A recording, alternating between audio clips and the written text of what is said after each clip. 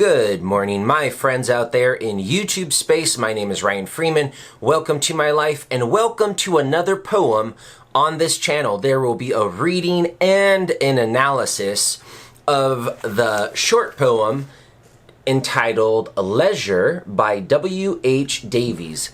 He was a Welsh poet who spent a lot of time tramping around as a hobo and a beggar in America and England. He has a very interesting history. If you like this poem, I highly recommend going to his Wikipedia page and giving it a glance. And with that being said, we're going to start off on the first stanza. What is this life if full of care?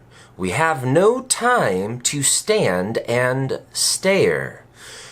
No time to stand beneath the boughs and stare as long as sheep and cows. No time to see when woods we pass, where squirrels hide their nuts in grass. No time to see in broad daylight streams full of stars like skies at night. No time to turn at beauty's glance and watch her feet, how they can dance. No time to wait till her mouth can enrich that smile her eyes began. A poor life this, if full of care. We have no time to stand and stare. I think it's pretty easy to get the gist of the poem, the title, Leisure. You know what it's about. Leisure meaning the time that you have to relax, the time you have to spend on the things you love. This is not work time. Leisure is time to relax. Now, some people are very good at enjoying leisure, and some people, leisure, however you would like to pronounce it, and some people get bored with leisure and they want to go back to work. We call those workaholics. So I think this poem is great for people who know how to enjoy their leisure, because they probably understand this poem at a very deep level. But for people who don't know how to relax on vacation, they're eager to get back to work, then perhaps this poem will give them some hints on W.H. Davies, who really thought it to be a marvelous part of life enough to write a beautiful and famous poem. So the first stanza, what is this life if full of care? We have no time to stand and stare.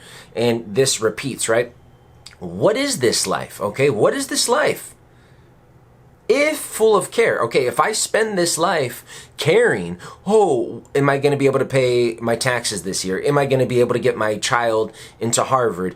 Am I going to make my wife happy with dinner? If I'm always worrying, caring, full of care, sort of care in the negative sense, if I'm always full of anxiety and worry, and we have no time to just stand and stare. What is this life?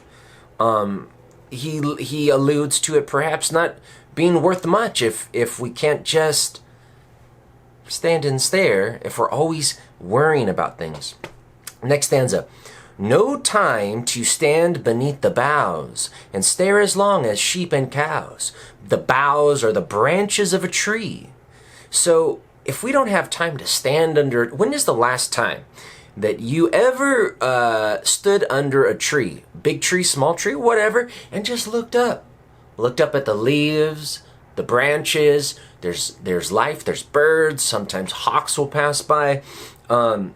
We all do this as a child, right? When we're children. I have a newborn baby, and it's amazing to take her outside on walks and just to see how remarkable everything is to her. The grass is amazing. The bark on the tree is amazing.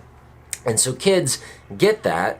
But sometimes when we're so full of cares and we're thinking about balancing our checkbook or making straight A's or all of these things that sort of matter in our social world, we sometimes forget just the simple joys of life, like staring up at the boughs, the branches of the trees, and staring as long as sheep and cows. Not just taking a quick look, oh yeah, there's a branch. No, just marveling. All right, next stanza. No time to see when woods we pass, where squirrels hide their nuts in grass. We keep, in this modern world, building faster and faster transportation, bullet trains, highways, airplanes. So we travel so fast. So when we pass a wood, a forest, we don't really pay attention to what is in that forest because we're going so fast. So he says, if we don't have time to see when we pass the woods where the squirrels hide their nuts in the grass, and this all goes back to, what is this life if we don't have this time? When you go slowly and you're not in a hurry because of all the cares, you can actually stop and look at the squirrels for a while, right? It takes a level of patience to actually understand nature. Next. No time to see in broad daylight, streams full of stars like skies at night. So the night has many stars, but he says in broad daylight, so when it's shining, bright sunlight, the streams are full of stars. If you ever go to a river, a stream, or a lake, or even a pool, when it's a really sunny day, you can look at the way the light glistens in the water. It is just shining, shining, shining like many, many diamonds. And he compares it to the skies at night.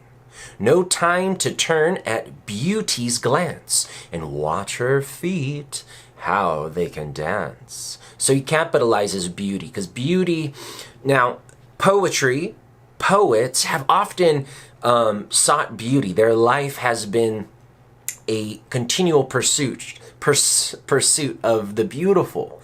And he capitalizes beauty because perhaps for him, she is a dominant figure in his life, as she is in many poets' lives. So if we do not have time to turn at beauty's glance, what is beauty's glance? It could be the way the sight and the angle and the way the light reflects off of a tree, off of a mountain, a sunset, could even be your child's face, could be your wife's wiggling toes. I don't know. We have different tastes. What I find beautiful may not be what you find beautiful, but there are a lot of commonalities, right? Sunsets, sunrises, whatever it is, when beauty captures you, right? When you're struck by beauty, it's a powerful feeling. If we don't have time to look at beauty's glance, beauty's looking at us, and then watch her feet, continue to watch how they can dance. So if we turn away from beauty, instead of just watching her, when you watch her, the beauty, the feeling that she gives you starts to change you. And he compares it to her feet dancing. Perhaps it invites you to dance. Perhaps it makes you feel gay, happy. And then the next one, still about beauty. No time to wait till her mouth can enrich that smile her eyes began. So I turn to the beautiful. Perhaps it's a tree, a hawk, my wife. If I keep looking, I start feeling a little happy, a little gay. Her feet are dancing. And then the next part, till her mouth can enrich that smile, her eyes began. And now her mouth is going to enrich me. So like being kissed, and perhaps it warms my heart or arouses me, I don't know. And the last stanza, a poor life this is, if full of care, we have no time to stand and stare. So that was the poem Leisure or Leisure by W.H. Davies, the Welsh poet who spent a great portion of his life tramping around, hopping onto trains. At one point he hopped on a train, got his foot or his leg crushed, ended up becoming severely disabled. And some historians actually say that that's what helped push him into becoming a poet. So always very interesting to read people's biographies, because sometimes tragedy leads to the fulfillment of their destiny. Sorry to get a little mystical on you. But I think that was a great poem for anyone out there. And because we live in a busy world, our world gets busier and busier. We have notifications on our phones, on our computer. We're getting calls on our telephone. I mean, there's lots of signals coming at us all the time, and sometimes we don't have time just to Look at the boughs of a tree. Look at the leaves whistling and swaying in the wind. And so for you out there, I hope that you enjoyed this poem. I hope that you will enjoy your leisure time and just enjoy the beautiful world that we live in. My name is Ryan Freeman. See you soon.